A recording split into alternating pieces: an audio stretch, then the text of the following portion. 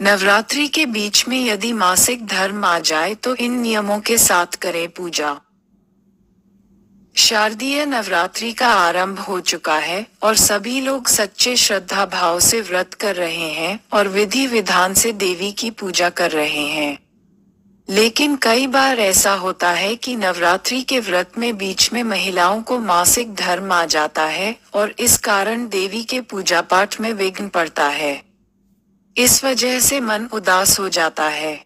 आज हम आपको बता रहे हैं कि नवरात्रि के बीच में यदि मासिक धर्म आ जाए तो किन नियमों के साथ आपको पूजा करनी चाहिए। नवरात्र के 9 दिन सबसे शुद्ध और पवित्रता वाले माने जाते हैं और शक्ति स्वरूपा माँ की आराधना के चलते ये पर्व महिलाओं के लिए सबसे अधिक महत्वपूर्ण है।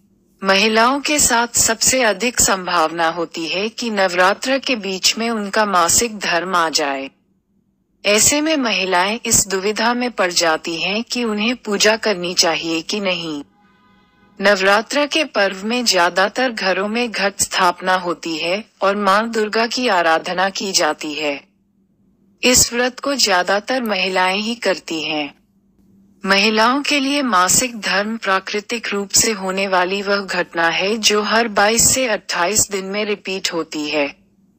अगर आपको पहले से यह आशंका हो कि नवरात्र के बीच में ये समस्या आ सकती है तो आपको व्रत रखने की शुरुआत नहीं करनी चाहिए। ऐसी स्थिति में आप चाहें तो पहला और आखिरी व्रत कर सकती हैं। मासिक धर्म में महिलाओं को चक्कर आना, भूख न लगना और कब्ज जैसी समस्याएं हो सकती हैं। ऐसे में आपको व्रत नहीं रखने चाहिए।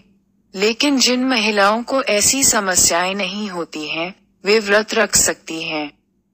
इस दौरान आपको माता की प्रतिमा को स्पर्श नहीं करना चाहिए और न ही पूजा की कोई सामग्री छूनी चाहिए।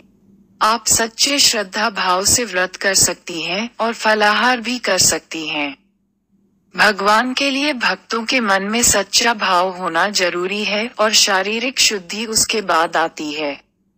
जिन महिलाओं को मासिक धर्म की समस्या आती है वे व्रत करने के साथ दुर्गा सप्तशती का पाठ मन ही मन कर सकती हैं।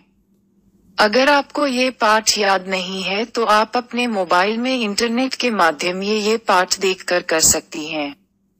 किसी एकांत स्थान पर बैठकर आप चाहें तो ये पाठ कर सकती हैं। ध्यान रखें कि यह पाठ आपको स्नान के बाद स्वच्छ वस्त्र धारण करके ही करना चाहिए। अगर नवरात्र से पहले ही आपके मासिक धर्म की शुरुआत हो चुकी है तो आपको व्रत नहीं करने चाहिए। फिर भी यदि आप व्रत करने का संकल्प ले चुकी हैं, तो पूजा स्वयं न करें।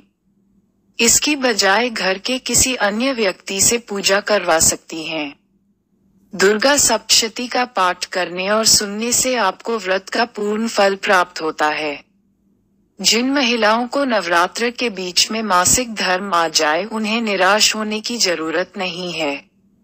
इस दौरान उनके लिए जरूरी है कि वे मां दुर्गा का मानसिक जप और मानसिक रूप से ध्यान करें।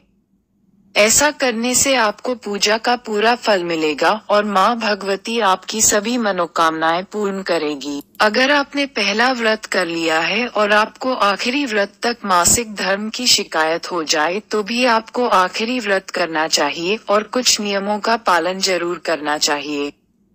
नवरात्रि में जिस समय आपका मासिक धर्म खत्म हो जाए उस समय नहाकर साफ वस्त्र धारण करके मां भगवती का पूजन करें।